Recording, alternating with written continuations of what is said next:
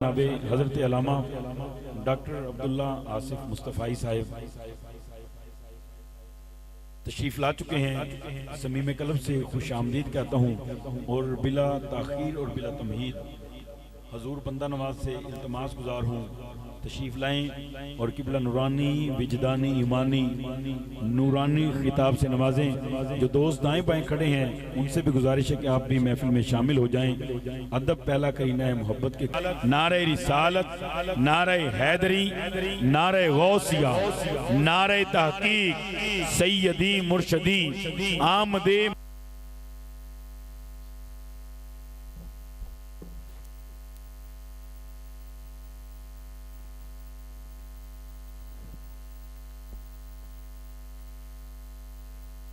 الحمدللہ رب العالمین والصلاة والسلام علی سید الانبیاء والمرسلین۔ قال اللہ تعالی وتبارک فی القرآن المجید والفرقان الحمید۔ لقد کان لکم فی رسول اللہ اسوۃ حسنہ۔ صدق اللہ العظیم۔ اللہم صلی علی سیدنا و مولانا محمد وسلم۔ حمد و صلات کے بعد عزتوں کی مسند پر جلوہ فراز عالی مرتبت ذی وقار میرے حضور صورت میں بھی بے مثال، میرے حضور سیرت میں بھی بے مثال، ان جیسی نہ صورت کسی کو ملی ہے اور ان جیسی نہ سیرت کسی کے حصے میں آئی ہے۔ تو چونکہ صورت پہلے ہوتی ہے اور سیرت بعد میں، تو ایک دو باتیں میں اپنے کہ یار تو بتا نا کہ حضور کیسے تھے۔ وہ کہتا تو نے نہیں دیکھا تھا، کہا دیکھ کر بھی نہیں دیکھا تھا۔ حضرت عمر بن عاص رضی اللہ تعالیٰ عنہ فرماتے ہیں اگر تم مجھ سے کہو نا کہ حضور علیہ السلام کے حسن کا نقشہ کھینچو، فرماتے ہیں ما اتق، تو میرے اندر طاقت ہی نہیں ہے۔ اور حضرت حسان بن ثابت رضی اللہ تعالیٰ عنہ فرماتے ہیں کہ میں جو حضور علیہ السلام کے حسن کو بیان کرتا ہوں تو کہا اس کی وجہ یہ تھی کہ مجھے محبوب کو دیکھنے کا ایک طریقہ آ گیا تھا، جس وجہ سے میں نے ان کو دیکھا ہے اور ان کا حسن بیان کرتا ہوں۔ پوچھا گیا وہ کون سا طریقہ تھا؟ فرمانے لگے فلما نظرت الی انوارہ فوضعت کفی علی عینی خوفا من ذہاب بصری۔ کہا جب محبوب کا جمال جہاں آرا دیکھا کرتا تو اپنے ہاتھوں کی انگلیاں آنکھوں پہ رکھ کر انگلیوں کی اوٹ سے دیکھا کرتا۔ کیوں؟ خوفا من ذہاب بصری، فرماتے ہیں ڈر لگتا تھا کہیں جلووں کی چمک سے آنکھوں کی بینائی نہ چلی جائے۔ یہ کون کہہ رہا ہے؟ حضرت حسان بن ثابت رضی اللہ تعالیٰ عنہ۔ اور آپ جانتے ہیں کہ حسان بن ثابت شاعر ہیں، اور شاعر حسن دیکھنے میں بڑا دلیر ہوتا ہے۔ وہ بھی میرے آقا کے حسن کو دیکھ رہا ہے تو آنکھوں پہ انگلیاں رکھ کر دیکھ رہا۔ یہی بہتر ہے کہ وہ پردے میں روح پوش رہے، یہی بہتر ہے کہ وہ پردے میں روح پوش رہے، گر وہ پردہ اٹھا دے تو کسے ہوش رہے۔ اللہ نے وہ حسن عطا کیا تھا جو دیکھتا جاتا بس دل دیتا چلا جاتا۔ امام زرقانی علیہ رحمہ نے حضور علیہ السلام کے حسن پر بڑی خوبصورت ایک بات لکھی ہے کہ ایک دن آقا کریم علیہ السلام صحابہ کو فجر کی نماز پڑھائی اور مسجد نبوی سے باہر نکلے۔ چلتے چلتے مدینہ المنورہ سے باہر ہو لیے، ایک وادی کے قریب سے گزر ہوا جہاں ایک قافلے نے پڑاؤ کیا تھا۔ ان کے خیمے نصب تھے اور ان کے اونٹ باہر کھڑے تھے۔ میرے حضور جب وہاں سے گزرے نا تو حضور علیہ السلام کی نگاہیں ایک سرخ رنگ کے اونٹ پہ رک گئی۔ آقا کریم علیہ السلام کو وہ اونٹ پسند آ گیا۔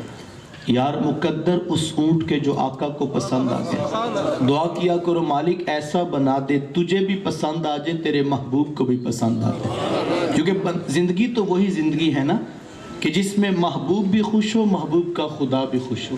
بھلا وہ بھی کوئی زندگی ہے جس میں محبوب خدا ہی ناراض ہوں؟ تو حضور نے اہل قافلہ سے پوچھا کہ اونٹ بیچتے بھی ہو؟ انہوں نے بیچنا تھا یا نہیں بیچنا تھا؟ گاہک اتنا سونا آ گیا تو کہا ہاں بیچنا ہے۔ میرے شیخ جھوم کے پڑھا کرتے ہیں، نہیں میں دل ویچا میں جگر ویچا جے پیارا محمد آ جائے، نہیں میں دل ویچا میں جگر ویچا جے پیارا محمد آ جائے، نہیں میں اپنا سارا گھر بار ویچا جے پیارا محمد آ جائے۔ انہوں نے بیچنا تھا یا نہیں بیچنا تھا؟ حضور نے پوچھا تو کہا ہاں بیچنا ہے۔ کتنے کا بیچنا ہے؟ اتنے کا بیچنا ہے، قیمت طے ہوگی۔ تو حضور فرمایا کہ میں اونٹ خریدنے تو نہیں آیا تھا، میں تو یوں ہی گزر رہا تھا کہ تمہارا اونٹ پسند آ گیا، میں تمہیں جا کر اس کی قیمت بیچ دیتا ہوں۔ انہوں نے کہا ٹھیک ہے۔ آپ جانتے ہیں جب کسی سے کوئی نقد سودا لیا جائے تو اس کا عطا پتہ نہیں پوچھا جاتا۔ یہ سارا دن آپ کے بازار میں تجارت ہوتی ہے، سینکڑوں نہیں ہزاروں گاہک آتے ہوں گے، لیکن کبھی کسی سے آپ نے پتہ نہیں پوچھا، کیونکہ جب چیز پسند آ گئی، قیمت ہوگی، پیسے دے دیے چلا جائے۔ لیکن جب کوئی شخص کوئی چیز ادھار بیچتا ہے تو یا تو پہلے سے جانتا ہوتا ہے، یا کوئی شے گروی رکھی جاتی ہے، یا کوئی شخص ضمانت ڈال دیتا ہے۔ اب حضور سے پہلی ملاقات تھی، جانتے تھے کوئی نہیں، پتہ پوچھا کوئی نہیں، شے گروی رکھی کوئی نہیں۔ حضور بس اتنا کہا کہ میں تمہیں جا کر قیمت بھیج دیتا ہوں۔ انہوں نے کہا ٹھیک ہے۔ آقا کریم علیہ السلام نے اونٹ کی نکیل پکڑی اور میرے حضور چل دیے۔ جب تک محبوب نگاہوں کے سامنے رہے، یار وہ ٹکٹکی لگا کے محبوب کی چال ہی دیکھتے تھے۔ کیا خیال ہے حضور والا، جس نبی کی چال اتنی پیاری ہے ان کے چہرے کا عالم کیا ہوگا۔ ایک صحابیاں ہیں، وہ کہتی ہیں کہ میں حضور علیہ السلام سے اپنے بابا کے ساتھ، اپنے ابا جی کے ساتھ ملاقات کے لیے گئی، اور حضور اس وقت اونٹ پہ تشریف فرما تھے، اور کہتی میں چھوٹی تھی اور میں اپنے والد کے ساتھ کھڑی تھی، تو میں حضور کو اوپر سے تو تسلی سے چہرے کو نہ دیکھ سکی، لیکن میری نظر محبوب کے مبارک پاؤں کی انگلیوں پہ ٹھہر گئی۔ کہتے ایک عرصہ ہو گیا، بچپن میں وہ انگلیاں دیکھی تھی، پاؤں کی انگلیاں بچپن میں دیکھی تھی، آج تک آنکھوں سے وہ نقشہ ہی نہیں اوجھل ہوتا۔ اللہ اکبر۔ کسی شاعر نے قلم توڑ دی اور حد کر دی، کیا خوب کہا قدموں پہ جبیں کو رہنے دو، چہرے کا تصور مشکل ہے۔ قدموں پہ جبیں کو رہنے دو، چہرے کا تصور مشکل ہے، جب چاند سے بڑھ کر ایڑی ہے، رخسار کا عالم کیا ہوگا۔ اللہ اکبر۔ اتنے خوبصورت حضور۔ حضرت ابو ہریرہ رضی اللہ تعالیٰ عنہ نے حد کر دی، وہ کہتے کیا بتاؤں کیا تھے حضور، کل قمر لیلۃ البدر لم ارا قبلہ ولا بعدہ مثلہ۔ کہتے کیا بتاؤں حضور کیسے تھے، 14ویں رات کا چمکتا چاند تھے حضور۔ پھر کہتے نہیں حضور جیسا نہ پہلے دیکھا نہ بعد میں دیکھا۔ حضرت حسان بن ثابت پاس کھڑے تھے، کہا دیکھتے کیسے، کسی ماں نے جنم دیا ہوتا تو دیکھتے۔ خدا نے وہ سچا ہی پن چھڑیا جدے وچ محمد نو ٹالیا سی، خدا نے حسینہ جمیلاں دا منہ موڑ دیتا، قلم محمد بنا کے قلم توڑ دیتا، ایسا حسین پہ کر تراشا کہ لا یجلس الذباب علی جسدہ، جس میں ہتھیار پر مکھی کو بیٹھنے کی بھی جرت نہیں۔ مکھی کسی سے پوچھ کے اس کی طرف نہیں آتی، مکھی کی اپنی پرواز ہے، کبھی دائیں کبھی بائیں، لیکن جہاں حضور تشریف فرما ہو اس کو بھی پتہ یہاں نہیں آنا، یہاں اللہ کے رسول تشریف فرما۔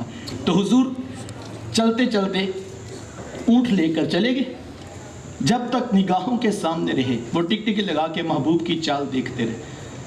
جب حضور آنکھوں سے اوجھل ہوئے تو دل پہ ہاتھ رکھ کر بیٹھ گئے، ایک دوسرے سے پوچھنے لگے یار ایک اجنبی شخص آیا، ہم میں سے کوئی بندہ اسے جانتا ہی نہیں تھا، ہماری آنکھوں کے سامنے ہمارا قیمتی اونٹ لے کر چلا گیا، یار کوئی بندہ اس کا پتہ ہی پوچھ لیتا۔ ایک بولا ویسے جب بات کرتے تھے نا تو منہ سے پھول جھڑتے تھے، میں تو وہی منظر دیکھتا رہا۔ ایک کہنے لگا اذا تکلم رؤی کالنور یخرج من بین ثنایا، کہا جب بات کرتے تھے نا تو سامنے والے دانتوں سے بھی نور کی کرنیں چھن چھن کے نکلتی تھی، میں تو اسی منظر کو دیکھتا رہا۔ ایک کہنے لگا اذا ضحک یتلال فی الجدد، یار ویسے جب مسکراتے تھے نا سامنے پہاڑوں پر بھی عکس پڑتے تھے۔ اللہ اکبر۔ تو ہجے میرا یار نہیں ڈٹھا، جنوں ویکھ کے چن شرماوے، ادھی راتی دن چڑھ جاوے، جو رخ تو نقاب اٹھاوے، جو نکلے سیر کرن نوں سارا گلشن سیس نواوے، جو ہاتھ پھلاں وچ رکھدا ہاتھ پھلاں تو ود جاوے، نین نشیلے مست رسیلے وچ سونا کجل سہاوے، اکھ اگڑے تے انج پیا جاپے جویں میں خانہ کھل جاوے، توبہ توبہ حسن سجن دا چال نہ چلی جاوے، بجلی ڈردی لشک نہ مارے متاں بید بھی ہو جاوے، علم خدا نے اینا دیتا عقلاں وچ نہ آوے، عقل خدا نے اینی دتی علما وچ نہ آوے کی اعجاز نظر وچ او دی جو آوے وک جاوے خلق او دے نے مولے دنیا کوئی ورلے جان بچاوے آزم ایڈا سونا ماہی سانو کدرے نظر نہ آوے. میرے حضور تھے بھی اتنے خوبصورت. ابھی وہ یہ باتیں کر رہے تھے, جب ہوش آیا سکتا ٹوٹا تو ایک کہنے لگا اتنی بات تو ضرور ہے کہ ایک اجنبی شخص آیا, ہم میں سے کوئی بندہ اسے جانتا نہیں تھا, اپنے حسن کا جادو جگا کے ہمارا قیمتی اونٹ ہتھیا کے لے گیا. جب انہوں نے کہا نا اونٹ ہتھیا کے لے گیا تو قافلے کے سردار کی بیوی نے خیمے کا پردہ سرکایا اور اس نے وہاں سے آواز دی اور کیا کہا, آنا زامناتن لزامانی جامالکم, کہا خبردار. وہ کہا کہ اونٹ ہتھیا کے لے گئے, اگر وہ نہ آئے تو تمہارے اونٹ کی ضمانت میں دیتی, لیکن ان کے خلاف کوئی میلا لفظ نہ بولنا. یار نو میلی اکھ نہ ویکھی متا مر سے کافر ہو کے, کہا خبردار ان کے خلاف کوئی بات کی. ان کی ڈھارس بندی شاید یہ جو ضمانتیں دے رہی ہے جانتی ہوگی اسی لیے ضمانتیں دے رہی. کہا تو جو آگے بڑھ بڑھ کر ضمانتیں دے, کیا تو ان کو جانتی ہے؟ کہا واللہ جانتی تو میں بھی نہیں. کہا پھر تو کیوں ضمانتیں دے رہی ہے؟ کہا جب تم سے باتیں کر رہے تھے نا خیمے کی اوٹ سے میں نے بھی ان کا چہرہ دیکھا تھا اور میرا دل گواہی دیتا ہے کہ اتنی سونی صورت والا کبھی جھوٹا ہو ہی نہیں سکتا ہے. دیکھنے والے کہا کرتے ہیں اللہ اللہ, یاد آتا ہے خدا دیکھ کے صورت تیری. اللہ نے چہرہ اتنا خوبصورت بنایا. ابھی وہ یہ باتیں کر رہے تھے کہ حضور علیہ السلام کے اصحاب پہنچ گئے. کہا اے اہل قافلہ ہمارے آقا نے اونٹ تم سے خریدا ہے؟ کہا ہاں ہم سے خریدا ہے. کہا یہ کھجوریں بھیجی ہیں تمہاری ضیافت کے لیے اور یہ کھجوریں بھیجی ان سے قیمت پوری کر لو. وہ کہنے لگے قیمت بعد میں پوری کریں گے, پہلے یہ تو بتاؤ وہ پیارا رہتا کدھر ہے؟ کہا یہی کھجوروں کا جھنڈ جسے زمانہ نخلستان مدینہ کہتا ہے یہ اس پیارے کا ڈیرہ ہے. امام زرقانی فرماتے ہیں سارے اہل قافلہ اٹھے اور حضور کے قدموں میں بیٹھ کر دولت اسلام سے فیض یاب ہو گئے. تیری تک کے اداواں میں مرید ہو گئے. مزہ تو اس بات کا ہے نا, ہم 3 گھنٹے تقریر کریں لوگوں کے عقائد میں زبر اور زیر کا فرق نہ پڑے. یہ میری اوقات ہے, یہ آج کے خطیب کی حیثیت ہے, لیکن صاحب میرے حضور تقریر نہ کریں, ہاں وہی سے مزین دلائل نبوت نہ پیش کریں, بلکہ صرف خاموشی سے اونٹ خرید کے لے جائیں. لوگ کلمے پڑھتے پیچھے مدینے پہنچ جائیں, پھر کمال ہے مدینے والے کا یا کہ نہیں. اسی لیے میرے شیخ طریقت پڑھا کرتے ہیں ڈٹھے ورق پھول قرآن دے سارے, تیری شان جیاں نہیں کوئی ہور ڈٹھا, تیری شان دا کرے مقابلہ جڑا اونو عاشقاں اصلی چور ڈٹھا. کوئی نور آکھے کوئی بشر آکھے پیندا رات دنے ایہو شور ڈٹھا. اللہ والیاں گل مکا دیتی تساں ہور ڈٹھا ساں ہور ڈٹھا. تم نے پتہ نہیں کسے دیکھا کیسی کیسی باتیں کرتے ہو, ہم تو ان کی بات کر رہے ہیں یار جو بات بھی نہیں کرتے مجمع خرید کے مدینے پہنچا دیتے. آئیے چند لمحوں کے لیے دیکھتے ہیں اتنی سونی صورت والے محبوب سیرت کے جمال اور رنگ کیسے رکھتے تھے. آقا کریم علیہ السلام کی آمد سے قبل آپ تاریخ عرب اٹھائیں, زمانے کی حالت اتنی خستہ اور دردناک تھی کہ جب کسی کے ہاں بیٹی پیدا ہوتی تو شرم سے اس کا منہ کالا ہو جاتا. عزت اور آبرو بچانے کا ایک ہی راستہ ہوتا کہ ظالم باپ ماں کی ممتا بری گود سے پھول جیسی بیٹی چھینتا, گڑھا کھود کے دھکا دے کر اوپر مٹی ڈال دیتا.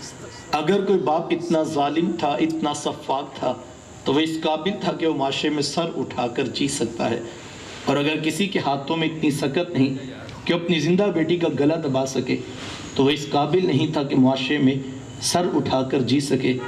یہ عرب معاشرہ ہے جس کو قرآن مجید فرقان حمید نے بھی بیان کیا ہے. وہ عملاً بیٹیوں کو ذبح کیا کرتے اور بہنوں کو زندہ درگور کر دیا کرتے. جس دور میں بیٹی ذبح کی جا رہی تھی, جس دور میں بہن زندہ درگور کر دی جاتی, میرے حضور اس دور میں کلمہ حق بلند کیا اور حضور میں بیٹیوں کو ذبح کرنے والوں سن لو, فاطمہ تو بدعات منی, میری فاطمہ تو میرے جگر کا بھی ٹکڑا ہے. یہ کلمہ محبت بھی ہے, یہ کلمہ جہاد بھی ہے. دیکھیں آج میں یا آپ اپنی بیٹی یا بہن کے لیے کوئی پیار بری بات کہیں تو یہ بہت بڑی بات نہیں ہے. آج اس معاشرے میں بیٹی کی عزت ہے, آج اس معاشرے میں بہن کا وقار ہے. یوں ہی تو نہیں بوڑھا باپ اپنی جھکی ہوئی کمر پہ بوریاں لاد لاد کے مزدوری کر رہا ہے کہ میں نے اپنی بیٹی کو عزت کے ساتھ رخصت کرنا ہے۔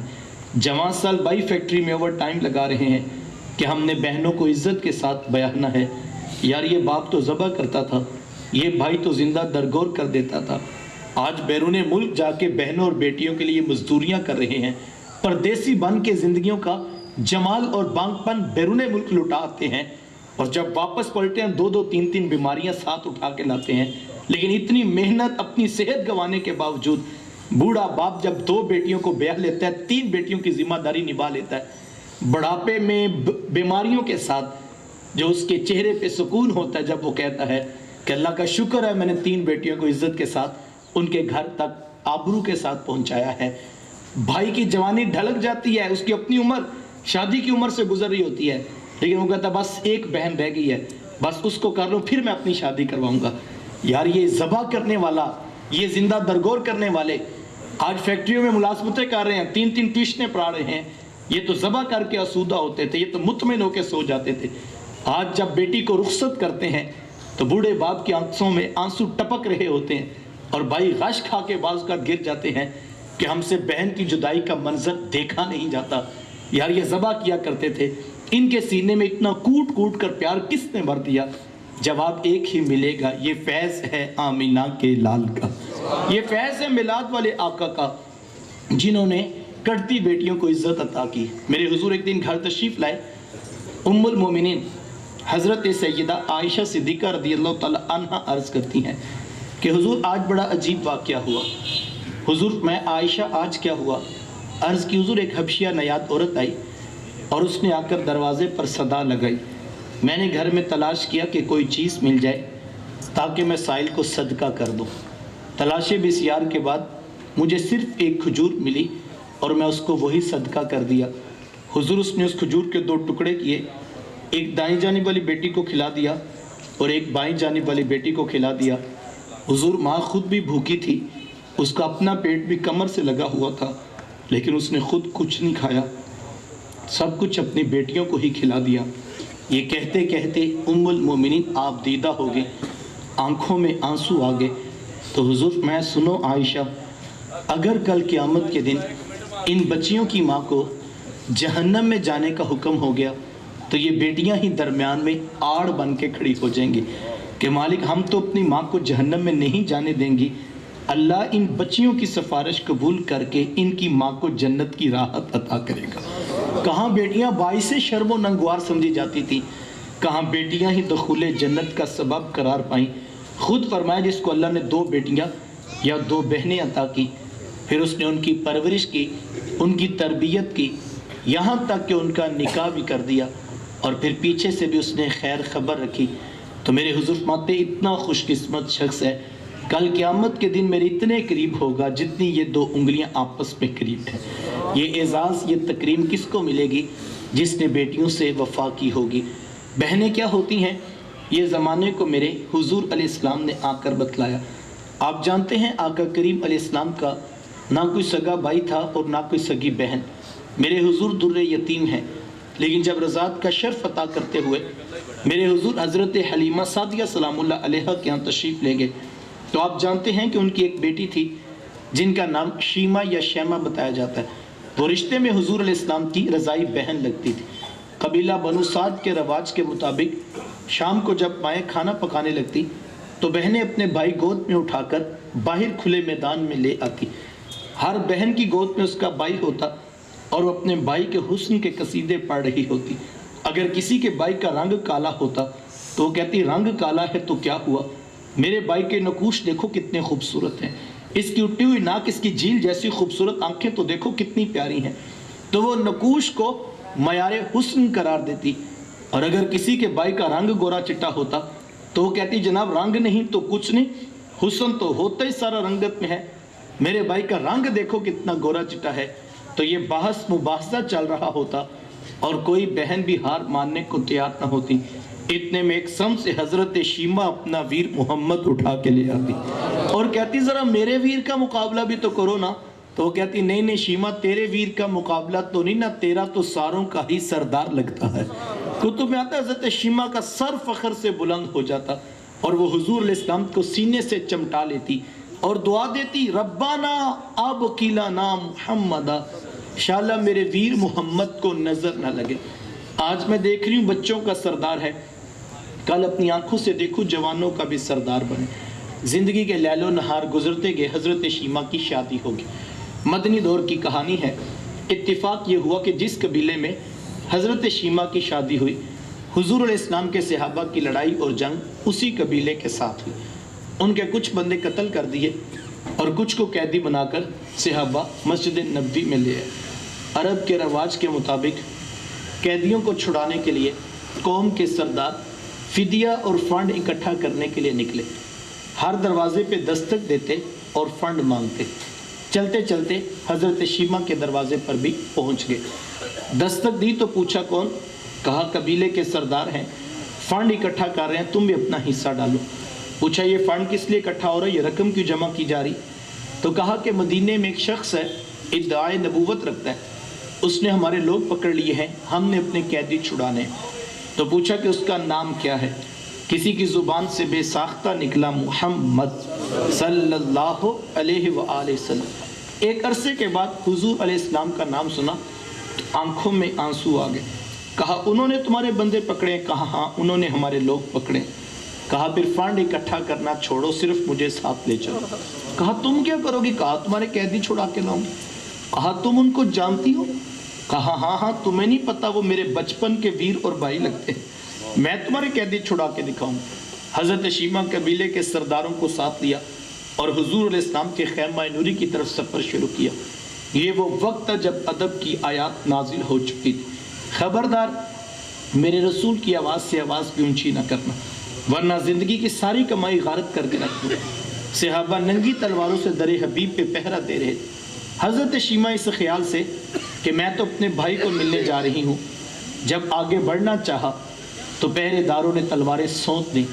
رک جا دیہاتی عورت، جانتی نہیں آگے کوچائے رسول ہے، آگے تو بغیر اجازت کے جبریل نہیں جا سکتے، تو کون؟ روایت میں آتا ہے جب راستہ روک دیا گیا، تلواریں سونت دی گئی، تو حضرت شیمہ نے یوں ہاتھ سے تلوار کو جھٹک کے کہا خلو سبیلی وعلموا انا اخت نبیکم، کہا میری راہیں چھوڑ دو، جانتے نہیں میں تمہارے نبی کی باجی اور بہن لگتی ہوں۔ یہ آواز کانوں میں پڑی تو صحابہ کی آنکھوں پر پلکوں کی چلمنیں آ گئی، نگاہیں نیچی کر لی، تلواریں پیچھے ہٹا لی۔ حضرت شیمہ پورے پروٹوکول سے حضور علیہ السلام کے خیمہ نوری میں داخل ہوئی۔ میرے حضور جب دور سے بہن کو آتے دیکھا، حضور اٹھ کر استقبال کیا، مرحبا خوش آمدید پیش کرتے ہوئے فرمایا میری بہن آج کدھر کو آنا ہوا؟ عرض کی حضور آپ کے بندوں نے ہمارے کچھ لوگ پکڑ لیے ہیں، میں ان قیدیوں کو چھڑانے کے لیے آئی ہوں۔ سنو بھائیو، اللہ کے رسول نے کیا ارشاد فرمایا؟ حضور فرمایا میری بہن تو نے آنے کی زحمت کیوں گوارا کی؟ تو گھر بیٹھے بھی پیغام بھیج دیتی، میں محمد تیرے کہنے پہ ہی ساروں کو چھوڑ دیتا۔ زمانے کو عملاً بتایا دروازے پہ بہن کا آنا کتنا معتبر ہوتا ہے۔ پھر چند جوڑے، کچھ گھوڑے، بہت سارا ساز و سامان، اور میرے حضور خود بہن کو چھوڑنے کے لیے دروازے تک تشریف لے آئے۔ صحابہ نگاہیں نیچی کیے، محبوب علیہ السلام کے ادب میں کھڑے تھے کہ حضور میں صحابہ میں جب بھی قیدی چھوڑتا ہوں پہلے تم سے مشورہ کرتا ہوں، آج پہلا موقع ہے، میں قیدی بھی چھوڑ رہا ہوں اور میں نے مشورہ بھی نہیں کیا ہے۔ عرض کی اے بندہ نواز، آپ مالک کل کائنات ہیں، آپ جو چاہیں کریں، ہم کون ہوتے ہیں بھلا درمیان میں مشورہ دینے والے؟ لیکن حضور جی اتنا تو بتائیے آج کون سی خاص بات تھی کہ آپ نے مشورہ بھی ضروری نہیں سمجھا؟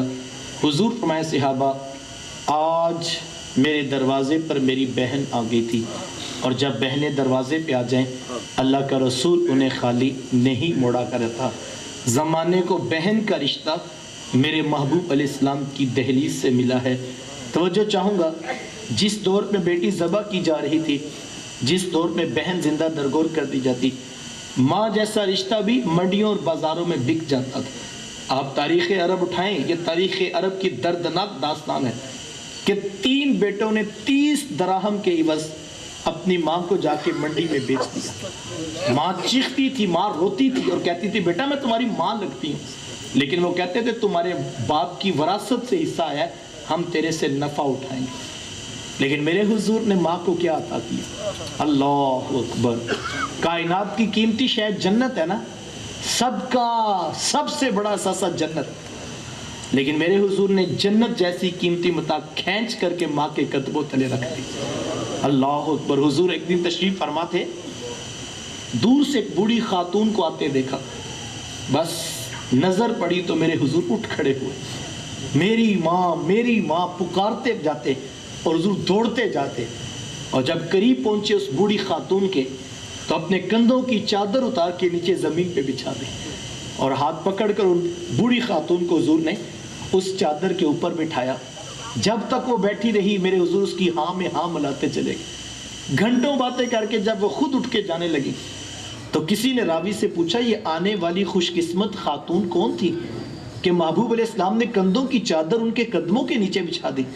تو بتانے والے نے بتایا کہ تمہیں نہیں پتا، یہی تو حضور علیہ السلام کی رضائی والدہ حضرت حلیمہ سعدیہ سلام اللہ علیہ، سگی ماں تو سگی ماں ہے۔ میرے حضور نے تو دودھ پلانے والی ماں کو بھی اتنی عزتیں عطا کی۔ آقا کریم علیہ السلام ایک دن نماز پڑھانے آئے، تاحد نگاہ صحابہ نے اٹھ کر حضور کا استقبال کیا، محبتوں برا یہ ہجوم دیکھا تو آنکھوں میں آنسو آگے، ایک ٹھنڈی آہ بری اور کیا فرمایا، لو ادرکت والدیہ او احدہما، کاش آج میرے ماں باپ بھی زندہ ہوتے یا ان میں سے کوئی ایک ہی زندہ ہوتا، پھر میں لوگوں کو نماز عشاء پڑھا رہا ہوتا، اس میں سورہ فاتحہ کی تلاوت کر رہا ہوتا، پھر میری ماں کو میرے ساتھ کوئی کام یاد آ جاتا، وہ دروازے پہ آتی، چلمن سرکاتی، اپنے میٹھے اور پیار بھرے لہجے میں فرماتی، ابنی محمد، میرے بیٹے محمد میری بات تو سنو۔ کہا لوگوں میں نماز کا مصلی چھوڑ کر پہلے ماں کی بات تو سن لیتا۔ زمانے کو بہن کا رشتہ، ماں کا رشتہ اور بیٹی کا تقدس میرے محبوب علیہ السلام کی دہلیز سے ملا۔ جس دور میں بیٹی ذبح کی جا رہی تھی، بہن زندہ درگور کر دی جاتی، ماں جیسا رشتہ بھی منڈیوں بازاروں میں بک جاتا، اس دور میں بیوی کی کیا حیثیت ہوگی؟ جبکہ آج کے اس تہذیب یافتہ دور میں بھی کچھ لوگ بیوی کو پاؤں کا جوتا خیال کرتے ہیں۔ یہ زمانے جاہلیت کے رویے ہیں۔ آقا کریم علیہ السلام نے ازواج مطہرات کے ساتھ جو حسن سلوک کی داستانیں رقم کی ہیں، زمانہ ان کی مثال نہیں لا سکتا ہے۔ کسی کو میرے حضور حمیرہ کہہ کے پکارتے، کسی کے لیے بکری کا بچہ ذبح کرتے ہیں اور گوشت کے مختلف ٹکڑے ان کی سہیلیوں کے ہاں بیچتے ہیں۔ حضور کثرت کے ساتھ حضرت خدیجہ الکبریٰ رضی اللہ تعالیٰ عنہ کا ذکر کیا کرتے۔ حضرت سیدہ عائشہ صدیقہ رضی اللہ تعالیٰ عنہ فرماتی ہیں کہ میرا جو ان سے رشتہ تھا ایک دن زبان سے بے ساختہ نکل گیا کہ حضور اللہ نے آپ کو بہتر ازواج عطا کر دی ہیں اور آپ ابھی تک اس بوڑھی عورت کو نہیں بھولے۔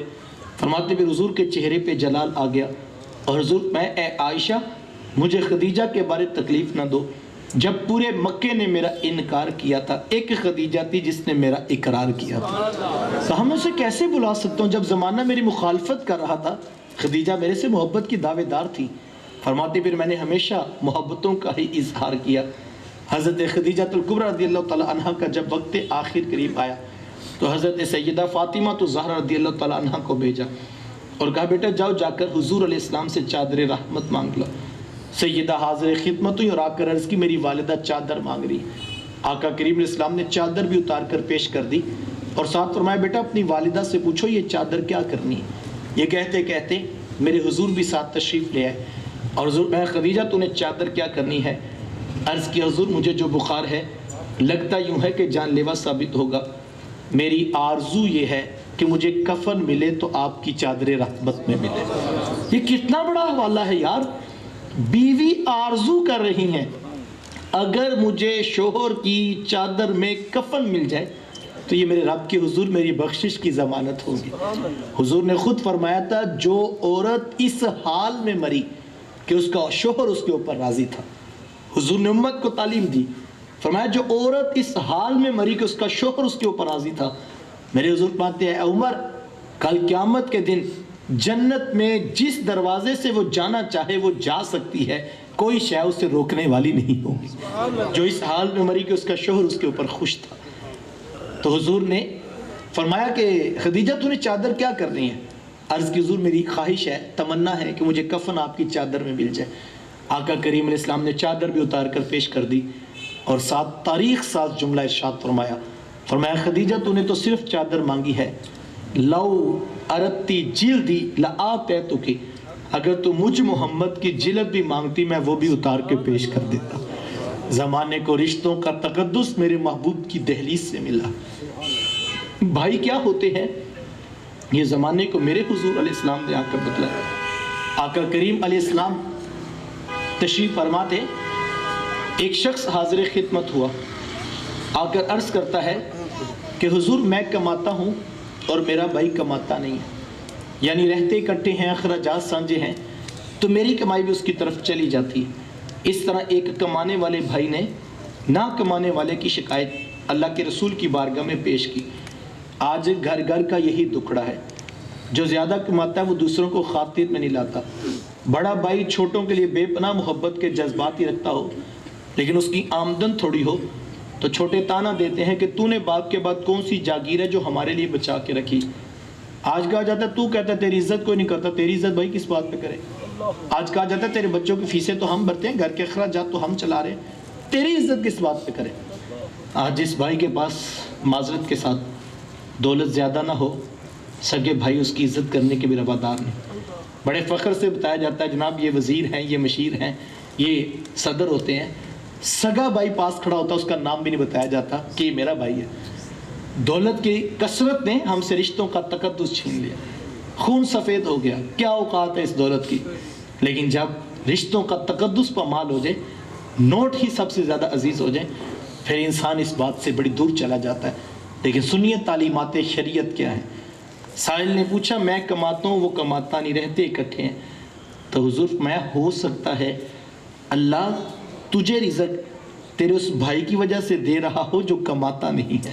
کتنی بڑی بات ہے۔ آج کے اس درس قرآن سے، آج کی اس محفل میلاد سے میں اور آپ اگر اس ایک جملے کو دل کی تختی پہ لکھ لیں تو صاحب یہ کتنا بڑا کرم ہو گیا کہ اس نے تیرا ہاتھ دینے والا بنایا، لینے والا نہیں بنایا۔ اگر تیرا ہاتھ لینے والا بنا دیتے تو کیا کر سکتا تھا؟ تو بھی تو اسی ماں کا بیٹا، تو بھی تو اسی باپ کی اولاد ہے۔ تیری رگوں میں کوئی الگ سے سرخ رنگ کا خون تو نہیں دوڑتا، تیرے دماغ میں الگ سے سوچو کہ سوتے تو نہیں پھوٹتے، تجھے اپنی ڈگریوں پہ ناز ہے، تیرے سے بڑی بڑی ڈگریوں والے لوگوں کے آگے خاک چھانتے ہیں، تو کہتا نہیں میں نے محنت بڑی کی ہے۔ صاحب اگر صرف محنت کے بل بوتے پہ ملتا تو تیرے ہی خاندان میں تیرے سے زیادہ محنت کرنے والے ابھی تک وہیں پہ کھڑے ہیں۔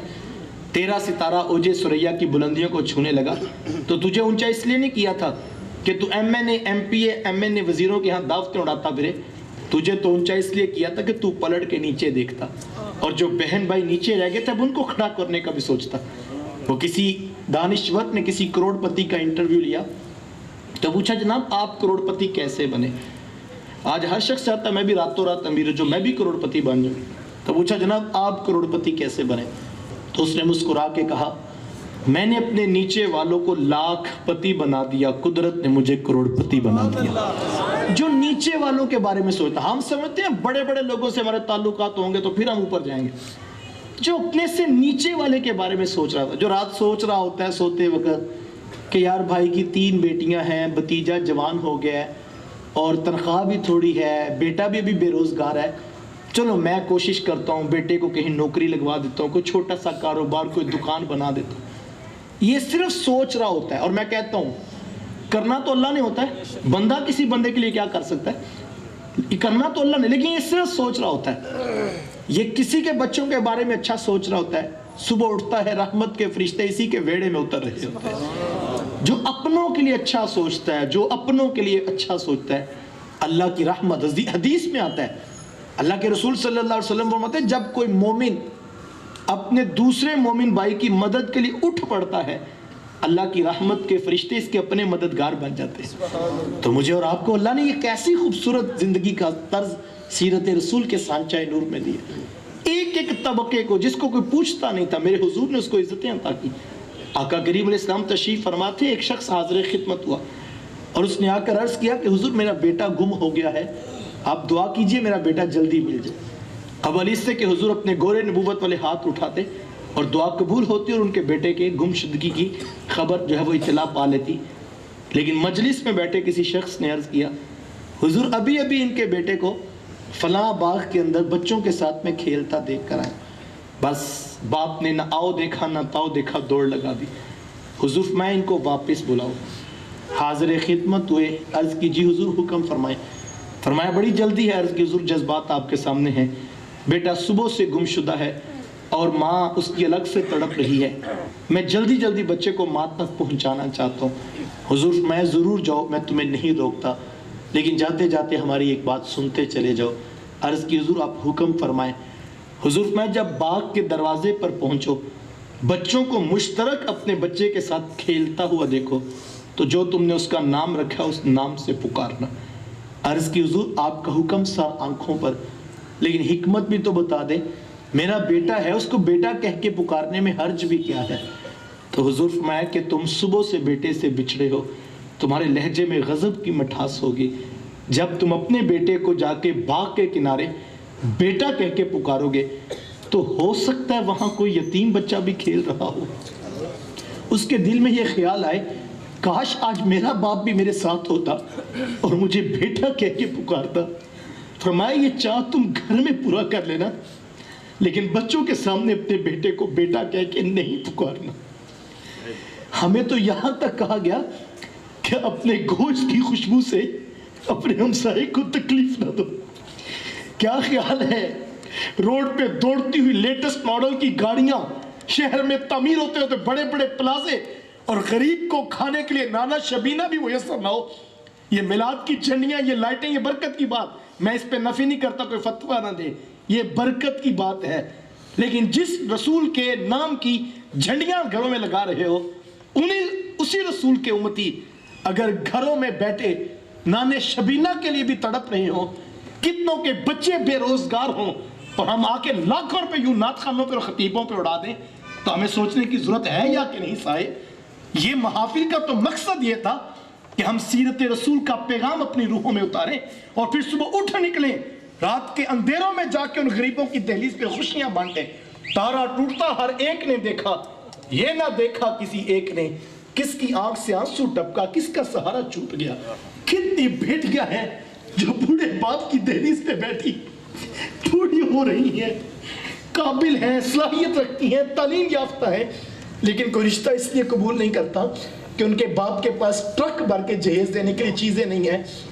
और वो जाके अल्लामा साहब को, मौलवी साहब को कहता है, हजरत दुआ कर दे, बेटी की उम्र इतनी हो गई है, बेटी दूसरी भी जवान है, ये माशरे के सिसकते हुए दुखड़े हैं, मैं आपको दावत देता हूँ, आप किसी के लिए खुशी का समा कर सकते हैं, हुजूर की उम्मत से प्यार करें। इन महाफिल की मकसदियत रसूलुल्लाह का कुर्ब हासिल करना है। यहाँ से जो पैगाम ले, अपनी महाफिल को भी बामकसद करें। खुदारा ये बिके हुए खतीब, ये भंड किस्म के नकीब, ये डांस करते नात खा अपने स्टेजों से उतार लीजिए। हमारे पल्ले कख नहीं रहा, हमें ना दीन मिला, ना तरबियत मिली, और ना हमारे हाल पे कुछ रहम कीजिए। अपने प्रोग्राम को बामकसद बनाएं, हुजूर की रज़ा चाहते हैं, हुजूर की उम्मत से प्यार करें। देखिए आप सादा सी बात है, मेरे बच्चों से प्यार करें तो मुझे अच्छे लगेंगे ना। मैं आपके बच्चों का मुंह चूमूं तो क्या आपको अच्छा नहीं लगूंगा? तो यार वो कितना अच्छा लगेगा जो रसूलुल्लाह की गरीब उम्मत से प्यार करेगा। मैं आप ताजिर दोस्त बैठे हैं, मैं आपको कहता हूँ, हुजूर ने नसीहत करते हुए ताजिरों से कहा था कि ताजिरों तुम जब लेन देन करते हो तुमसे बहुत सारे गुनाह भी सरजद हो जाते हैं। हुजूर मैं तुम कसरत के साथ सदका किया करो, अल्लाह तुम्हारी वो खताएं जो तुम्हारे लेन देन में अगर हो जाती हैं, तुम्हारे ना चाहते भी हो जाती हैं, अल्लाह तुम्हारी खताएं माफ़ करेगा। कसरत से सदका किया करो। एक तो सदके का ये अंदाज है, और मैं ये दावत देता हूँ आपको, आप जो काम करते हैं, जो मुलाजिम, जो आपके साथ मातहत जुड़े हुए लोग हैं, आप उनको खड़ा करें, उनको अच्छे सैलरी पैकेज पे खड़ा करें और उनके साथ मोहब्बत का बर्ताव करें। अल्लाह के रसूल सल्लल्लाहु अलैहि वसल्लम ने इज्जत दी है, हुजूर इस्लाम ने प्यार दिया है, हुजूर की उम्मत से प्यार करो। मैं आखिरी बात से, मेरे अंदर वुसअत ना रही और मैं क्लोज करूँगा, आखिरी बात और मेरी बात मुकम्मल होगी। आज मैं और आप ये सब कुछ मोहब्बतों वाला, बरकतों वाला, ये इस गर्ज के लिए है कि रसूलुल्लाह हमसे खुश हो जाए, अल्लाह के रसूल हमसे प्यार करें, ये इसी मकसद के लिए। तो आओ मैं कुर्ब हासिल करने का एक और तरीका भी बताऊं। शख्स का नाम है बाबा फिरोज। ये एक अल्लाह वाला दुर्वेश शख्स था जो लोगों के जूते पॉलिश किया करता। किसी नौजवान को शौक आया कि मैं भी रब का कुर्ब पाता हूँ। हाजिर खिदमत हुआ तो पूछा, बाबा जी आपको रब कैसे मिला? تو بابا جی نے تعجب سے دیکھا کہ اتنا بڑا سوال اور ایک نوجوان کی زبان پہ. تو کہا بیٹا مجھے تو یوں ہی جوتے پالش کرتے کرتے رب بھی مل گیا, اس کا رسول بھی مل گیا. کہا حضرت جوتے پالش کرنے سے بھی رب ملتا ہے؟ کہا بیٹا مجھے تو یوں ہی ملا ہے. کہا حضرت لوگوں نے عبادات کی, مجاہدے کیے, ریاستیں کی, جنگلوں کی خاک چانی, اور آپ کہتے ہیں کہ جوتے پالش کرنے سے رب ملتا ہے. تو کہا بیٹا رستے وہی ہیں جو تم نے بتائے ہیں, میں ان کی نفی نہیں کرتا, لیکن تمہارا سوال تھا کہ آپ کو رب کیسے ملا. تو بیٹا مجھے جوتے پالش کرتے کرتے رب بھی مل گیا, اس کا رسول بھی مل گیا. تو کہا حضرت ذرا راز سے پردہ بھی تو اٹھائے. تو جو بات اس نے کہی بڑی خوبصورت تھی. وہ کہنے لگے بیٹا میں جب بھی کسی کے جوتے پالش کیا کرتا اس کو خوب چمکا کے اس کا حق ادا کر دیتا. کیوں؟ اس نے 2 آنے مجھے دینے ہوتے تھے. کہا نہیں بیٹا 2 آنے تو اس نے دینے ہی ہوتے تھے, لیکن میں جوتے خوب اس لیے چمکا دیتا تھا کہ یہ کسی عام شخص کے جوتے نہیں ہیں.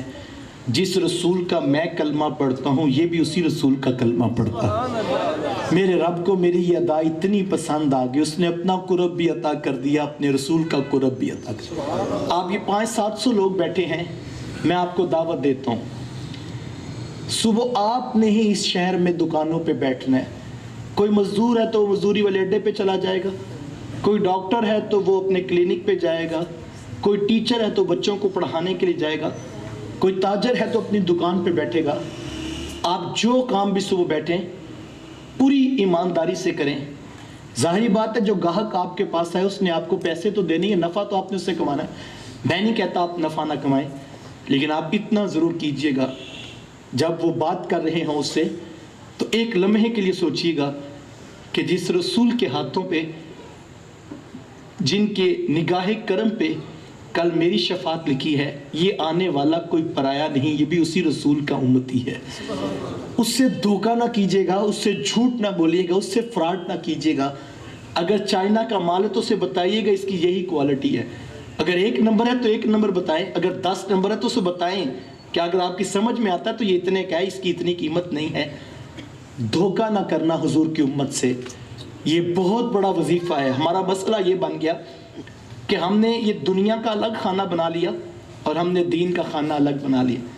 سارا دن جھوٹ بولا, دھوکہ کیا, فراڈ کیا, غریب کی ہڈیاں نچوڑی, خون نچوڑا, اور شام کو جاتے ہوئے ہم 11ویں کا ڈبہ مٹھائی کا بھی پکڑا گئے. ادھر ہاتھ ہولا رکھ لیتے, حضور کی امت تمہاری دروازے پہ آئی تھی. ہم الگ الگ خانوں میں جب دیکھنے لگے, تم اگر سرکاری محکمے میں ہو, کوئی تمہارے پاس آ گیا ہے, اس کا جائز کام ہے, آفیشلی قانون کہتا ہے کہ یہ کام ہو سکتا ہے, تو اس سے الگ سے جو ہے وہ مٹھی گرم نہ کرو, اس کو بتاؤ کہ یہ طریقہ ہے, یہ اس طرح ہو سکتا ہے. یس یار, مجھے کوئی آ کے کہے کہ میں مجھے یاد ہے میں ایک دفعہ موبائل خراب ہو گیا تو میں گیا تو اس نے میرا موبائل دیکھا تو آگے میری حضرت کی فوٹو تھی. تو وہ کہنے لگا یہ کون ہے؟ میں نے کہا یہ میرے استاد ہے. تو وہ کہنے لگا آپ بیٹھ جائیں. تو اس نے چائے کا کپ بھی منگوا لیا, اور پہلے تو بحث کر رہا تھا تو پھر ریٹ بھی کم کر لیا کہ پرانی بات ہے. تو میں نے کہا یہ آپ اتنی محبت کیوں کر رہے ہیں؟ تو وہ کہنے لگا اصل بات یہ ہے کہ یہ جو آپ کے استاد صاحب ہیں نا, صرف آپ نہیں, ہم بھی ان کے شاگرد ہیں, ہم بھی ان کی باتیں سنتے ہیں, ہمیں بڑا فائدہ ہوتا ہے. تو میں سمجھ گیا یار میرا اور آپ اس کا رشتہ ایک شخص کی وجہ سے بنا. تو چائے کا کپ بھی آ گیا, کرسی بھی آ گئی, اور ریٹ بھی نیچے ہو گیا. میری دکان پہ کوئی آ کے کہے کہ جس پیر صاحب کے آپ بیعت ہیں, ہم بھی ان کے بیعت ہیں, ہم پیر بھائی ہیں, تو میرا لہجہ میٹھا ہو جاتا ہے. کوئی مجھے آ کے بھائی جس مدرسے میں تم پڑھے اس مدرسے میں میں پڑھاؤں, تو میرا لہجہ میٹھا ہو جاتا ہے. کوئی آ کے کہے کہ جس شہر میں آپ رہتے ہیں ہمارے بڑے بھی وہیں رہتے ہیں, تو میرے دل میں محبت جاگ اٹھتی ہے. یہ سارے محبتوں کے رنگ ہیں, میں اس کی نفی نہیں کرتا. لیکن اگر کسی غریب کے پاس کسی بڑے آدمی کا فون ریفرنس نہیں ہے اور کام جائز ہے اور تم کر سکتے ہو, تو یہ نہ دیکھنا اس کا پیر کون ہے, یہ نہ دیکھنا اس کے پاس کسی وزیر مشیر کا نمبر ہے یا کہ نہیں, یہ کسی بڑے تاجر کا فون کروا سکتا ہے کہ نہیں, بلکہ یہ دیکھنا یہ سب رشتے نیچے ہیں, یہ اس رسول کا ماننے والا ہے جن کا کلمہ میں نے پڑھا ہے. حضور کے نام پہ جہاں مٹھائی بانٹ رہے ہو, جہاں دیگیں پکا کے بانٹ رہے ہو, آؤ ہم یہ عہد کریں, ہم حضور کے نام پہ پیار بانٹیں گے, ہم حضور کے نام پہ محبت بانٹیں گے. حضور کی امت کو جوڑو, اختلاف ہو جائے رجوع کر لو, معافی مانگ لو, صلح کر لو, جوڑنے کی کوشش کرو اور محبتوں کا پیغام بانٹو. ہزاروں قومیں وجود میں آئیں دہر میں خشک و تر کے رشتے سے, ہزاروں قومیں وجود میں آئیں دہر میں خشک و تر کے رشتے سے، ہم نے بنیاد دوستی رکھی یاد خیر البشر کے رشتے سے۔ محمد کی وساطت سے یہ محبت تیری میری ہے، محمد کی وساطت سے یہ محبت تیری میری ہے۔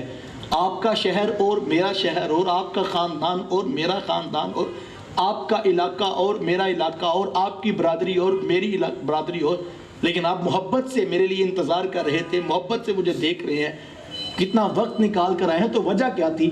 محمد کی وساطت سے یہ محبت تیری میری ہے، محبت اصل ان کی ہے، نہ تیری ہے نہ میری ہے۔ تو یہ حضور کی محبت ہے، حضور کے نام پہ پیار بانٹو، امت ہونے پہ فخر کرو، امتی ہونے پہ فخر کرو کہ یار میں حضور کا امتی ہوں، اور جو میرے پاس آتا ہے وہ حضور کا امتی ہے، میں حضور کے نام پہ پیار بانٹتا ہوں، اس کی رحمتوں سے بعید نہیں۔ کل محشر کے میدان میں حضور کہیں یہ وہ شخص ہے جس نے میری امت سے پیار کیا تھا، یہ وہ شخص ہے جس نے میری غریب امت کے لیے نفع بخش انداز اختیار کیا تھا۔ اللہ کی بارگاہ میں دعا گو ہوں، اللہ میرے ٹوٹے لفظوں میں، میرے بکھرے جملوں میں گنبد خضرا کے مکین کے قدموں کی ہی خیرات ڈال کر کسی کے من میں چراغاں کر دے۔ انداز بیاں اگرچہ بہت شوخ نہیں تھا، کاش کہ تیرے دل میں اتر جائے میری بات۔ وآخر دعوایا ان الحمدللہ رب العالمین۔ 4 شعر سلام کے ہوں گے اور اس کے بعد منتظمین آگے آپ کو پڑھیں۔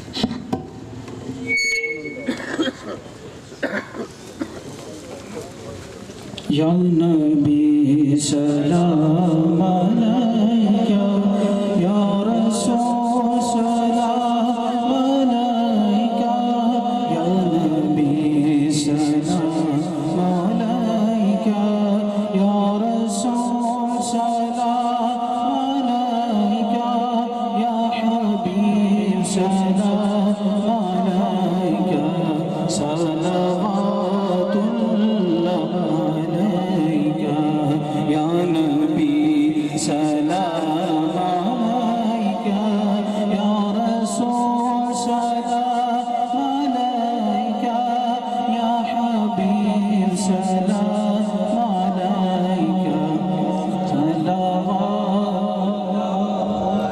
تیری جب کے دید ہوگی، جبھی میری عید ہوگی، تیری جب کے دید ہوگی، جبھی میری عید ہوگی، میرے خواب میں تم آنا، میرے خواب میں تم آنا، مدنی مدینے والے، یا نبی سلام علیکہ، یا رسول سلام علیکہ، یا حبیب سلام علیکہ، صلوات اللہ۔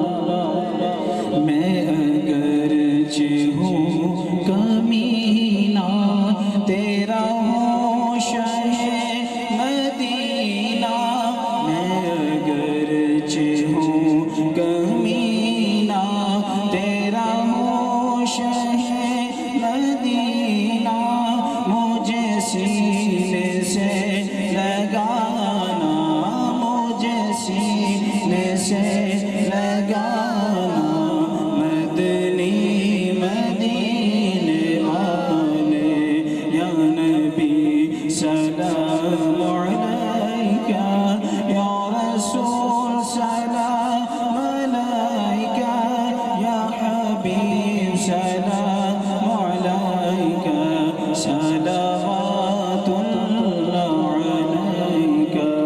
حشر میں سرکار آنا، حشر میں سرکار آنا، میرے عیبوں کو چھپانا، حشر میں سرکار آنا، میرے عیبوں کو چھپانا، اپنے رب سے بخشوانا، ساتھ جنت میں بسانا، یا نبی سلام علیکہ،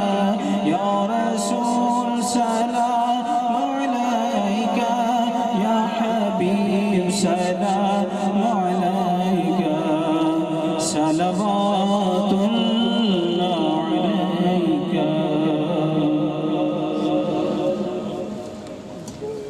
आप तशरीफ रखें। एक बार फातिहा शरीफ पढ़ के बुजुर्गों के साले सवाब के लिए आप सब शामिल हैं।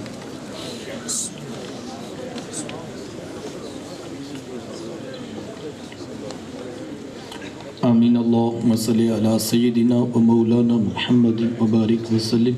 मेरे मालिक उठे हाथ फैली जोनियाँ रहमतों से भर दे, मुकद्दर की ख़ज़ाएँ दूर फरमा, बख्त की बहारें नसीब फरमा, हमारे तमाम फौत शुदगान की बख्शिश फरमा, हमारे बीमारों को शिफा अता फरमा, कर्ज़ के बोझ तले दबी इंसानियत को छुटकारा अता फरमा।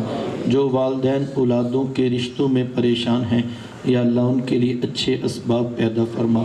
जो बेटियां ससुराल में दुखी हैं, या अल्लाह उनको खुशियां नसीब फरमा। जिन बहनों के आंगन अभी तक औलाद की दौलत से महरूम हैं, या अल्लाह उनको नेक साले बेटे नसीब फरमा। या अल्लाह आज हमारे एक दोस्त मिले, उनकी हाँ औलाद नहीं है, या अल्लाह उसको भी औलाद अता फरमा। जितने या अल्लाह लोग अभी तक महरूम हैं इस नेमत से, अपने रसूल की विलादत बासआदत का सदका उन बहनों की गोद में बेटे अता फरमा। या अल्लाह वो तो शायद तेरे लिखे पे सब्र कर लें, लेकिन मेरा माशरा बड़ा सितमगर है। कितनी बेटियां हैं जो झोलियां उठा के दुआ मांग रही हैं कि तलाक की धमकियां उनके सर पे खड़ी हैं, या अल्लाह उनके बस पे नहीं।